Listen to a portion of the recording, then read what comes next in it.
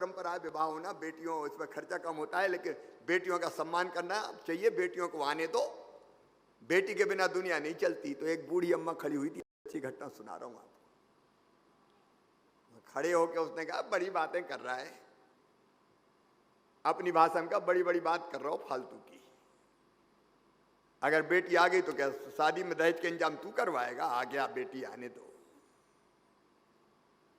अब सचमुच में मैं निरुत्तर हो गया। ये घटना होगी आज से 30 साल पहले की होगी, मुझे लगता है, और 35 साल हो गए होंगे। मैं 30 साल तो मुझे सांसद विधायक बने ही हो गए, 40 साल पहले की घटना होगी। मैं यार 17-18 साल का था। अब मेरे दिमाग में ये बात बैठी कि ये भाषण से शिवराज काम नहीं चलने वाला। जब तक बेटी बोझ समझी जाएगी तो दुनिया ये कोशिश करेगी कि बेटी आनी मत दो, गर्भ में ही कोख में ही मार दो। कोख को कत्ल खाना बनाया। और इसलिए मैं इस जुगाड़ में रहता कि क्या करूं। मैं विधायक बना तब हमने योजना शुरू की, 90 में विधायक बना मैं पहली बार। हम गरीब बेटियों की शादी करेंगे अपने मित्रों के सहयोग से। लेकिन वो कितनी करते उसकी निश्चित संख्या, क्योंकि मुझे लगा कि विवाह बोझ है। और जब मैं मुख्यमंत्री बना तो मेरे दिमाग में दोनों चीज आई। एक, बेटी का विवाह सरकार करेगी ताकि विवाह बोझ ना रहे, और दूसरे, बेटी को बोझ नहीं बनने देंगे, बेबोझ नहीं रहने देंगे, वरदान बनाएंगे। और इसलिए लाडली लक्ष्मी योजना बनाई मैंने। अच्छा, हम तो पहली बार मुख्यमंत्री बने थे, तो जब हमने कहा कि एक ऐसी योजना बनाना है कि बेटी जब जन्म ले तभी गारंटी हो जाए कि लखपति होगी वो, तो उस समय पीएस फाइनेंस और फाइनेंस मिनिस्टर भी, पीएस फाइनेंस तो सोचा होगा कि नया मुख्यमंत्री आया, जो से इसमें थोड़ा सा इसको हतोत्साहित करो। सर, इम्पॉसिबल, हो ही नहीं सकता, ये कैसे होगा? मैंने कहा नहीं, कोशिश करो। तो बाद में वो बजट लेके आ गए, 900 करोड़ रुपए हर साल खर्चा होगा, कहां से देंगे? इतनी बेटियां पैदा होती, इतना ये होता, उतना वो होता है। अंत में मैंने कहा कि मेरे आदेश है, मैं चाहता हूं इसलिए ये योजना बनेगी, बाकी जो काटना है मैं काट दूंगा। तब लाडली लक्ष्मी योजना बनी। और आज हमने देखा,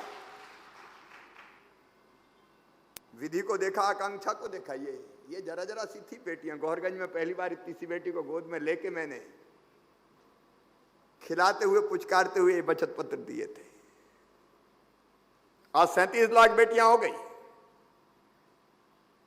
लाडली लक्ष्मी है जो।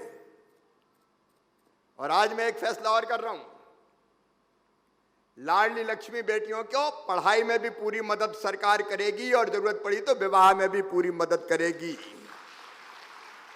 इसकी एक और योजना बनाएंगे, अध्ययन की योजना। खुले आसमान में इनको ऊंची उड़ान भरने दो, ताकि जमाना देख सके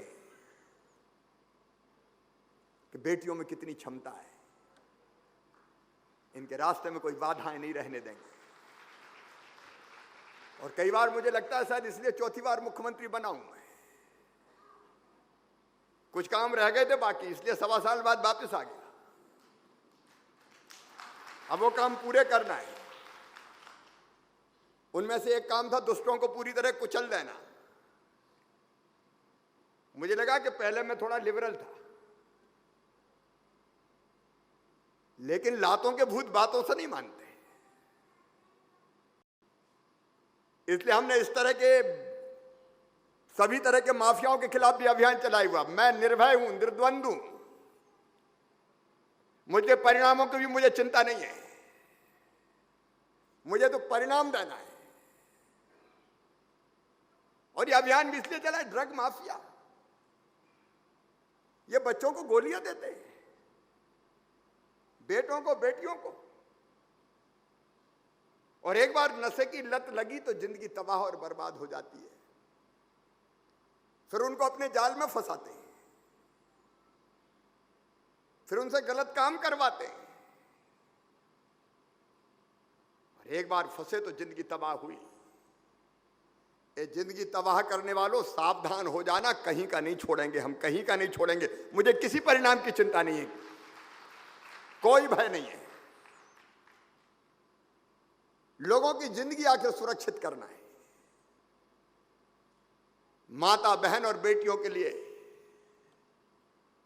एक ऐसा रास्ता जिसमें कांटे ना हो, वो रास्ता बना के देना है। आज शौर्य दल हमने देखे अपने, एक तरफ इन बेटियों को संपूर्ण सुरक्षा, इनकी पढ़ाई लिखाई का इंतजाम, उन माओं की चिंता जो बेटे बेटी को जन्म देने वाली है। अरे भारत, कई बार पूछता हूं मैं, क्या हुआ? मां जो बेटा बेटी को जन्म देती है, कई परिवारों में उसको खाने भरपेट भोजन नहीं मिलता। पुरुष भरपेट खाए, पकवान और व्यंजन उड़ाए, और कई बार समर्थ होते हुए भी बचा खुचा बहन को खाने दिया जाए। एनीमिया की शिकार, फिर बेटा बेटी भी आएगा तो कुपोषण का शिकार। इसलिए पोषण आहार की जरूरत है। और इसलिए हमने तय किया बेटा बेटी को जन्म देने के पहले 4,000 रुपया देंगे। ये कोई खैरात नहीं है, ये आने वाला बच्चा भी स्वस्थ पैदा हो, इसका प्रयास है। इसका भी बहुत विरोध हुआ, कहां से देंगे इतना पैसा? लेकिन प्रधानमंत्री मातृ वंदना योजना से जोड़ के हम ये योजना चला रहे हैं। ये संबल का अंग था जो बीच में ठंडे बस्ते में पटक दी गई थी। मैं पूरी ताकत से इसको फिर चालू करूंगा। जन्म देने के पहले 4,000, जन्म देने के बाद 12,000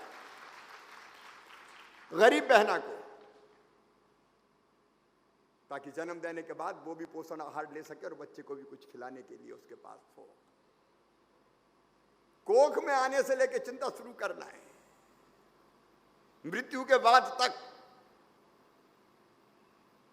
क्योंकि जैसी परिस्थितियां है वैसी परिस्थिति में नारी जो प्रकृति है, जिससे जगत उत्पन्न हुआ है, उत्पत्ति है,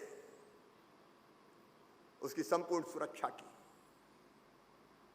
और इसलिए फिर लाडली लक्ष्मी योजना, इसलिए किताबें, इसलिए साइकिलें, इसलिए गांव की बेटी योजना, पढ़ाई के लिए अन्य व्यवस्थाएं, इसलिए प्रतिभा किरण योजना, इसलिए कन्या विवाह योजना, इसलिए शौर्य दल, इसलिए उदिता योजना। एक एक योजना बनी तो इसी बात को ध्यान में रखते हुए बनी मेरी बहनों, कि बहनों की और बेटियों की जिंदगी को सुरक्षित करना है। महिला सेल्फ हेल्प ग्रुप का सशक्तिकरण क्या है? इसलिए मेरी बहनों को मैं चाहता हूं कि मेरी बहनें आर्थिक रूप से सशक्त हो। क्यों पुरुष हक जमाए? क्यों केवल बर्तन मांजने वाली और झाड़ू पोछा लगाने वाली बने? क्यों नारी केवल दासी के रूप में रहे? क्यों परिवार के पति की आज्ञा का बोझ ढोए? पति हो तो पत्नी का भी बराबर का अधिकार है। क्यों स्त्री और पुरुष में समानता नहीं होना चाहिए? कब होगा ये?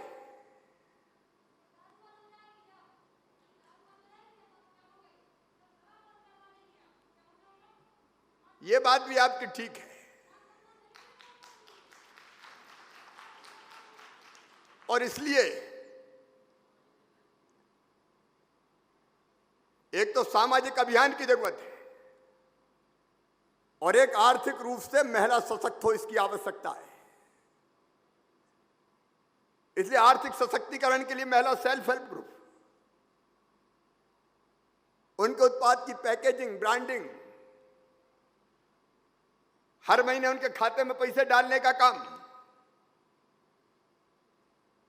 शौर्य दलों का गठन हुआ है। आखिर हमने अपनी बेटियां देखी।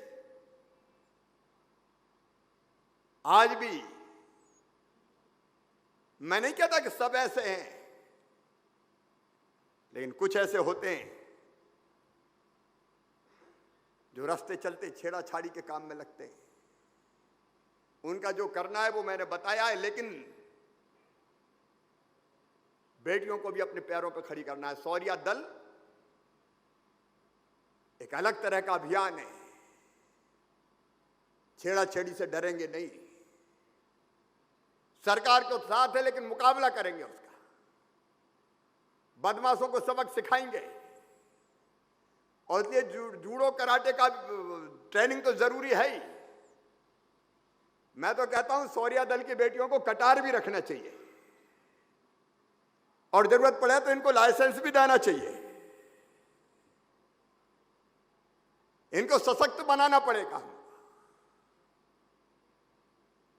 इसका मतलब यह नहीं कि सरकार अपनी जिम्मेदारी से भाग रही है, लेकिन हर जगह पुलिस का सिपाही खड़ा नहीं हो सकता। और इसी बात को ध्यान में रख के मेरी बेटियों मैंने तय किया था कि पुलिस में भी भर्ती होगी 30% बेटियों की। मैं जानता हूं कितना विरोध हुआ था। मुझे कहा कि ये लड़कियां ये क्या करेगी, अपराधियों का मुकाबला कर लेगी। लेकिन आज मैं देख रहा हूं महिला हमारी आरक्षक हो चाहे पुलिस अफसर हो, वो भी बहुत बेहतर ढंग से काम करने का प्रयास कर रही है। इसमें केवल पुरुषों का एकाधिकार नहीं हो सकता। उदिता जैसी योजना की जरूरत थी। अब शौर्य दल जो काम कर रहा है वो अद्भुत कर रहा है। एक जगह नहीं कई जगह सहारा बना हुआ है। शौर्य दल की सफलता की जो कहानियां हैं वो सचमुच जो सुनाई जानी चाहिए अलग अलग जगह। छेड़ाछेड़ी करने वाले को ठीक करना, बाल विवाह रोकना, हिंसा की शिकार बहनों को बेटियों को सहायता देना। समाज को मानसिकता बदलनी पड़ेगी। अब जो बेटियों की समस्याएं हैं, आखिर हमारी बेटियां हैं, लेकिन स्वच्छता पर चर्चा करने में दिक्कत क्या है? बोलो बात मत करो। आज ये खुलापन चाहिए, और इसलिए उदिता योजना ने स्वच्छता के मामले में क्रांतिकारी काम किया है।